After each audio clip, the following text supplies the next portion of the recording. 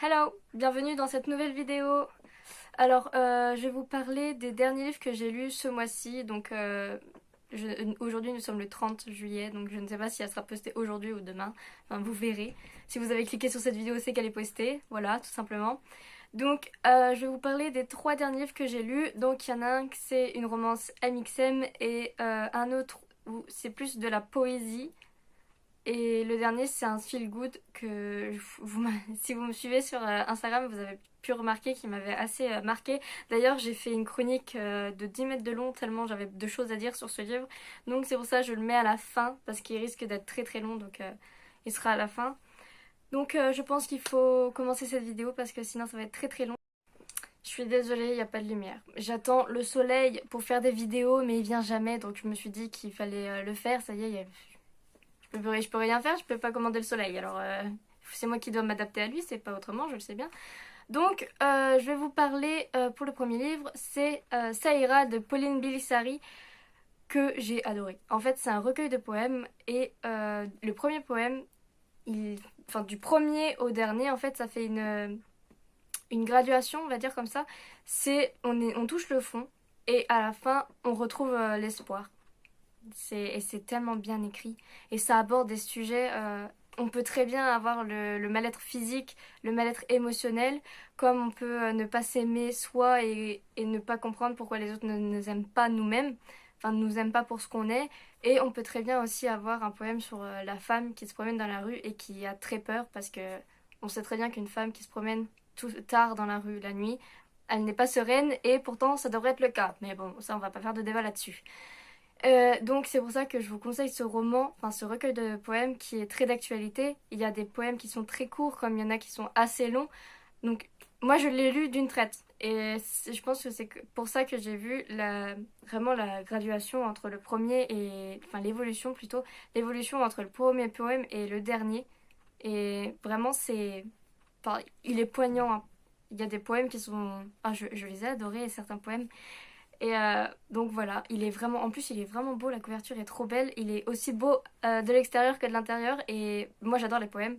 Et si vous aimez les poèmes et que vous êtes sur les sujets d'actualité ou même que vous allez pas bien en ce moment et que vous vous aimez pas vous-même et que vous y arrivez pas, eh ben, je vous conseille de lire ce poème, enfin ce recueil de poèmes. Je suis en train de me demander pourquoi je lis des livres où le titre est en anglais puisque je ne sais pas lire ni avoir un accent anglais. Donc accent tout pourri dans 3 secondes, je vais vous parler de Knife and Fork de Claire Somme, aux éditions Mix Édition. Donc voilà, et il manque de la lumière, c'est dingue. Je suis désolée pour la lumière, mais je peux pas faire autrement. Donc, dans ce livre, c'est l'histoire de Alfie qui rachète un restaurant qui a eu une très mauvaise histoire, puisque l'ancien propriétaire s'est barré avec la caisse. Ça commence bien. Donc, Alfie va essayer de faire ses marques dans ce restaurant qu'il a racheté. Il va faire la rencontre de Nathan qui est le chef et qui est assez froid. Mais qu'est-ce qu'on l'adore, Nathan. Enfin moi personnellement je l'adore. Il est assez froid mais il va commencer à être plus gentil, on va dire ça comme ça, plus ouvert. Et donc dans cette histoire il y a plein de personnages avec leur caractère, leur personnalité. Et par exemple il y a Billy, oui c'est ça Billy, il y a Billy qui est très pour la protection de l'environnement, donc il veut qu'on fasse moins de repas, enfin qu'on cuisine moins de plats avec de la viande dans les restaurants ou qu'on arrête de gâcher la viande, ce qui est totalement normal parce que quand on sait que pratiquement toute la viande qu'on cuisine part à la poubelle parce qu'il y a du gaspillage dans le monde et ça c'est vraiment franchement dégueulasse. Donc Billy il a ses propres idées et c'est vraiment ça que j'ai aimé dans ce livre-là, c'est que il y a des sujets très importants et très actuels qui sont mis. C'est pas seulement une romance, même la romance elle est en second plan, c'est pas le plus important. C'est une romance MXM, mais c'est pas ce qui. Enfin si, de toute façon tout le long du livre je l'ai attendu la romance entre. Je sais pas si je peux vous dire le nom, mais vous avez bien compris que c'était avec Nathan. Enfin bref. Et donc c'est vraiment je pense que l'univers même du restaurant et c'est l'histoire principale, c'est l'histoire sur la nourriture, ce que nous on en fait, d'où elle vient déjà, parce que Des fois c'est dit que c'est bio mais en fait pas du tout. Donc il faut aller voir plus loin que ça, il faut faire ses recherches. Et Alfie, lui, il va faire de son restaurant un endroit où la nourriture est saine, où la nourriture, il sait d'où elle vient. Et déjà que ce livre est parfait, la plume de l'auteur l'est aussi. Elle peut très bien nous décrire une frite et nous donner affreusement envie de manger la frite. Comme elle peut nous parler d'un grand plat qu'on ne connaît même pas et qu'on a très envie de découvrir.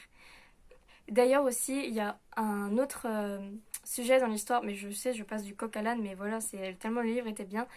Dans l'histoire, en fait, c'est Alfie, lorsqu'il tombe amoureux, il veut tout donner, il veut que l'autre soit heureux, il s'en fiche de lui, tout va vers l'autre. Et c'est vraiment un truc qui m'a marqué dans cette histoire parce que c'est souvent en vrai. Quand on tombe amoureux, on n'est plus aussi objectif. On pense que l'autre a toujours raison et qu'il faut juste faire plaisir à l'autre et que si on lui dit non, il sera malheureux. Alors que c'est absolument pas le cas. On peut très bien dire non à une personne et ce sera bien pour lui, ça sera même, ça le rendra peut-être même plus heureux que d'avoir dit oui. Et donc c'est vraiment encore un plus dans cette histoire. Voilà, enfin, si vous ne l'aviez pas compris, c'est un coup de cœur. Voilà. Je ne sais pas si vous avez compris ce que je vous ai dit sur ce roman, tellement il était incroyable pour moi. Et j'ai juste envie de le relire, d'en parler comme ça. Donc, si je vous ai pas donné envie de le lire, je ne sais pas quoi faire d'autre. Peut-être vous envoyer aller lire ma chronique sur Instagram ou aller lire le résumé. Ah, mieux. Vous allez sur le compte de l'autrice et vous allez admirer les personnages. Parce qu'il y a les dessins des personnages et j'ai regardé plusieurs... En fait, pendant que je lisais, je regardais plusieurs fois les dessins, les personnages. Et du coup, je les imaginais comme ça et j'aimais bien. Voilà. Donc, le dernier livre est le plus dur à chroniquer, je pense. Même, je l'avais écrit dans ma chronique que ça avait été très dur. J'ai pris une semaine à vraiment réfléchir à ce que je pouvais dire de lui, à, à regrouper mes pensées pour que ça soit cohérent avec ce que je pense, avec ce que j'ai lu. Enfin, c'était assez intense. Voilà, ça c'est le mot. Donc, c'est Atlanta de Florence Exiga. Je suis désolée si je fais une faute dans le nom. Et donc c'est l'histoire de Atlanta qui a 27 ans et elle est complètement paumée, elle sait pas quoi faire de sa vie, elle sait pas, en fait elle sait pas ce qu'elle veut, mais tout ce que elle sait exactement ce qu'elle ne veut pas faire, c'est être astronaute parce qu'elle a peur de ce qui est autour des... Enfin moi aussi j'avoue que l'espace me fait un peu peur. Enfin bref, donc puisqu'elle est perdue, elle va faire la rencontre de plusieurs hommes et ces hommes-là vont profiter d'elle et vont la manipuler. De toute façon, enfin, elle n'a pas rencontré un seul homme qui était correct, sauf Gabriel. Je crois que c'est comme ça qu'il s'appelle. Et elle l'a largué. Voilà, le seul homme correct dans sa vie, elle le largue. Franchement, tu vas de mauvais choix en mauvais choix, Atlanta. Mais vraiment, j'ai adoré Atlanta parce que, en plus, elle est très courageuse alors qu'il lui arrive mais des choses incroyables avec des hommes complètement manipulateurs, pervers narcissiques aussi, violents, agressifs, fermés d'esprit, imbus d'eux-mêmes. Il y a que des trucs péjoratifs qui me viennent en tête. C'est... Ah, là le soleil. C'est des personnages horribles. Surtout, c'est Adrien, je crois, qui s'occupe très mal de son chat. Donc, si vous êtes sensible à... Mais je sais, c'est même pas une ligne, c'est... La scène dure 3 lignes, même pas. Mais ça m'a mise hors de moi. Oh là là. Mais un homme qui maltraite un animal, c'est une chose que je supporte pas. Et je serais capable de me montrer très violente pour ça. Et là, ben, Atlanta, elle fait rien. Et je comprends pourquoi. Parce qu'en fait, elle a peur de l'abandon. Elle a peur de ne pas être aimée. Puisqu'elle a rien dans sa vie, elle est paumée. Elle a peur d'être complètement lâchée. Et c'est ce qui va lui arriver quand elle sera avec Swan. Qui est, lui, le pire des pervers narcissiques et libertins. J'ai rien contre ça, mais c'est la façon dont il le fait. Il l'oblige à faire des choses que elle ne veut pas, mais elle n'ose pas lui dire non parce qu'elle est amoureuse et qu'elle ne veut pas qu'il la lâche. En fait, elle veut pas qu'il l'abandonne.